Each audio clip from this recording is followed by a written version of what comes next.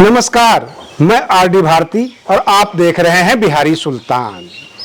एक अन्य मार्ग पटना, वहां पर सुबह होती है। नीतीश कुमार जो पूर्व मुख्यमंत्री हैं, कुर्सी लगा के बैठते हैं, अखबार पढ़ते हैं। वहां का जो सीन दिखाई देता है, बस उसमें एक गाना चला दिया जाए कि हमसे का भूल हुई जो सजा हमको मिली। ये गाना आप लोगों ने भी सुना होगा। रही बात ये कि जो प्रशासनिक अमला है, जो अफसर हैं, जो सरकार के मातहत चलते हैं, सबकी गाड़ियां देश रत्न मार्ग की तरफ दौड़ने लग गई, क्योंकि वहां मुख्यमंत्री सम्राट चौधरी हैं। एक अन्य मार्ग में सारा हलचल खत्म हो गया, सूनापन ने घेर लिया। और रही बात ये कि सम्राट चौधरी मुख्यमंत्री बनने से भाजपा ने जो जश्न मनाई, जो गोदी मीडिया ने उनकी व्याख्या की, कहते हैं ना, गाओ लेकिन झूम झूम के, परंतु इतना झूम झूम के मत गाओ कि दूसरे को जलन होने लग जाए। नीतीश कुमार को इस बात की इतनी तकलीफ हुई, अपनी सूनापन को देखते हुए, इग्नोरेंस को देखते हुए, उन्होंने 20 तारीख को यानी 20 अप्रैल को जदयू के जितने भी विधायक हैं, विधायक दल की मीटिंग बुलाई है। और एक सबसे बड़ी शब्द जो उन्होंने बोला है, जिसको साथ आना चाहे वो आ सकता है। इसका क्या मतलब? क्या आगे की प्लानिंग बड़ी खतरनाक है? क्या महागठबंधन की सरकार बनने वाली है?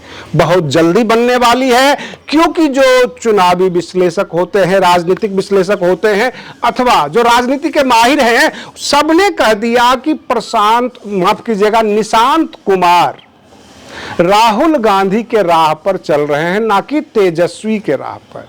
अगर वो डिप्टी सीएम बन जाते तो तेजस्वी में उनमें कोई फर्क नहीं होता। लोग ये कहता कि बेटा कुर्सी लोलुप है, पिता की कुर्बानी पर उप मुख्यमंत्री बना है, और परिवारवाद से नीतीश कुमार थोड़े ही अछूते हैं। ये तमाम टैग लग जाता। लेकिन निशांत कुमार ने कहा, पहले मैं 38 जिला घूमूंगा, कार्यकर्ताओं से मिलूंगा। कहने का मतलब पूरा बिहार मुझे जब तक जान न ले तब तक मैं किसी कुर्सी पर नहीं बैठूंगा। इसका साफ मतलब है कि निशांत कुमार सीधे मुख्यमंत्री बनने की तैयारी में है। वो विपक्ष के नेताओं से भी मिलते हैं, 85 विधायक तो उनके पास ही है। और रही बात ये कि जो कसर जदयू से छूट जाएगी, भाजपा के मुख्यमंत्री पूरा कर दें। सम्राट चौधरी बड़े अच्छे फैसले ले रहे हैं। उनके बराबर के जो उप मुख्यमंत्री हुआ करते थे, विजय सिन्हा, जिन्होंने प्रस्तावना दी, प्रस्तावक बने मुख्यमंत्री बनाने के लिए, सबसे पहले उन्हीं का सिक्योरिटी छीना गया। रही बात ये कि जब कहा जाता है कि मुगल वंश में अकबर शासक बना था, तो अपने सेनापति बैरम खां को सबसे पहले हज पर भेज दिया था।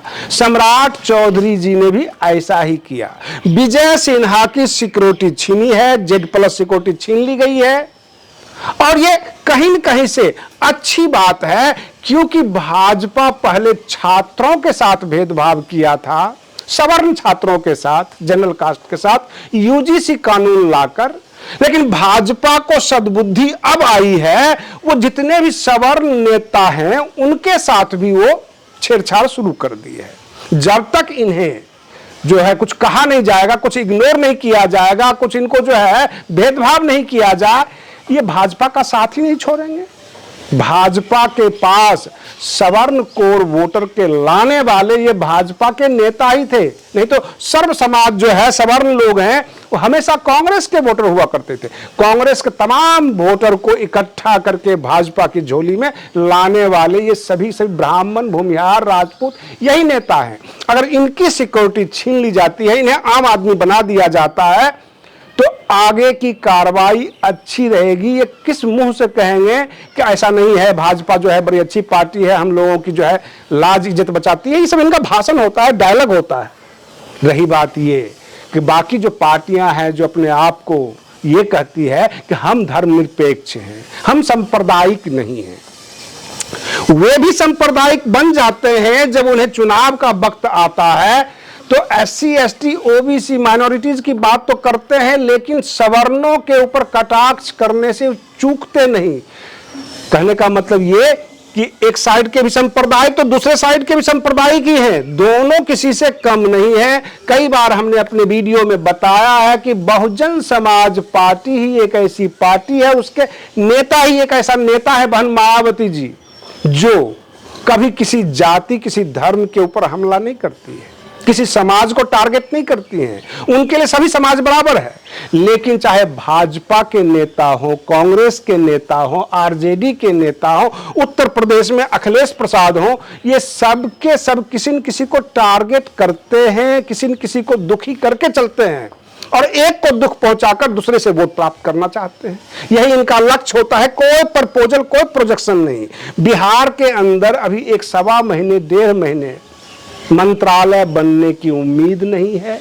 रही बात यह कि नीतीश कुमार के पास जो 15-16 व्यक्ति का मंत्री परिषद में नाम था कि ये लिस्ट देंगे भाजपा को कि इन्हें मंत्री बनाया जाएगा, उस लिस्ट को भी फाड़ दिया गया। अब तो विधायक दल की बैठक होगी, बैठक में यह फैसला लिया जाएगा कि जदयू की सरकार होगी अथवा इनको हम समर्थन देंगे।